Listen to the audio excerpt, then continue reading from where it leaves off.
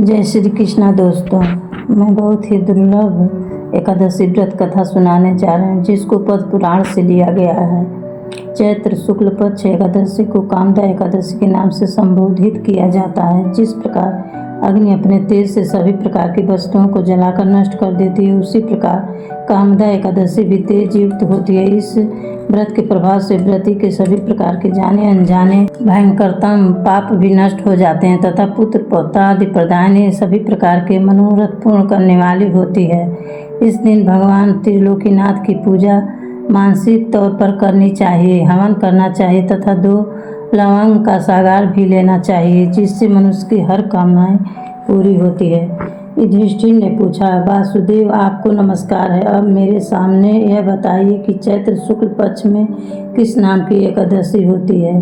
भगवान श्री कृष्ण बोले, राजन एकाग्रचित होकर यह पुरातन कथा सुनो जिसे वशिष्ठ जी ने दिलीप के पूछने पर कहा था। दिलीप ने पूछा, भगवान मैं एक बात सुनाना चाहता हूँ। चैत्र मास के शुक्ल पक्ष में किस नाम की एकादशी होती है। वशिष्ठ जी बोले, राजन चैत्र शुक्ल पक्ष में कामदा नाम की एकादशी होती है। वह परम पुण्यमयी है। पाप रूपी ईंधन के लिए तो वह दावानल ही है। प्राचीन काल की बात है, नागपुर नाम का एक सुंदर नगर था जहाँ सोने के महल बने हुए थे। उस नगर में पुंडरीक आदि महाभयंकर नाग निवास करते थे। पुंडरीक नाम का नाग उन दिनों वहाँ राज्य करता था। गंधर्व, किन्नर और अप्सराएं भी उस नगरी का सेवन करती थी। वहाँ एक श्रेष्ठ अप्सरा थी जिसका नाम ललिता था। उसके साथ ललित नाम वाला गंधर्व भी था। वे दोनों पति पत्नी के रूप में रहते थे। दोनों ही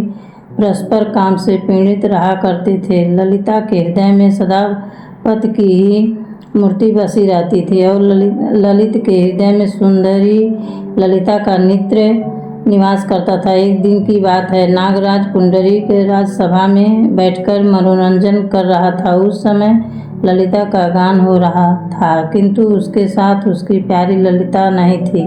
गाते गाते उसे ललिता का स्मरण हो आया, अतः उसके पैरों की गति रुक गई और जीभ लड़खड़ाने लगी। नागों में श्रेष्ठ करकोटक को ललित के मन का संताप ज्ञात हो गया, अतः उसने राजा पुंडरीक को उसके पैरों की गीत रुकने एवं गान में त्रुटि होने की बात बता दी। करकोटक की बात सुनकर नागराज पुंडरीक की आंखें क्रोध से लाल हो गई। उसने गाते हुए कामातुर ललित को श्राप दिया, दुर्बुद्धे तू मेरे सामने गान करते समय भी पत्नी के वशीभूत हो गया, इसीलिए राक्षस हो जा। महाराज पुंडरीक के इतने कहते ही वह गंधर्व राक्षस हो गया। भयंकर मुख, विकराल आंखें और देखने मात्र से भय उपजाने वाला रूप, ऐसा राक्षस होकर वह कर्म का फल भोगने लगा। ललिता अपने पति की विकराल आकृति देख मन ही मन बहुत चिंतित हुई। भारी दुख से कष्ट पाने लगी। सोचने लगी, क्या करूँ, कहाँ जाऊँ, मेरे पति पाप से कष्ट पा रहे हैं। वह रोती हुई घने जंगलों में पति के पीछे पीछे घूमने लगी। वन में उसे एक सुंदर आश्रम दिखाई दिया जहाँ एक शांत मुनि बैठे हुए थे। उनका किसी भी प्राणी के साथ बैर विरोध नहीं था। ललिता शीघ्रता के साथ वहां गई और मुनि को प्रणाम करके उनके सामने खड़े हुए। मुनि बड़े दयालु थे। उस दुखनी को देखकर वे इस प्रकार बोले, सुबह तुम कौन हो, कहाँ से आई हो, मेरे सामने सच सच बताओ। ललिता ने कहा, महामुनि वीर धनवा नाम वाले एक गंधर्व हैं। मैं उन्हीं महात्मा की पुत्री हूँ। मेरा नाम ललिता है। मेरे स्वामी अपने पाप दोष के कारण राक्षस हो गए हैं। उनकी यह अवस्था देखकर मुझे चैन नहीं है।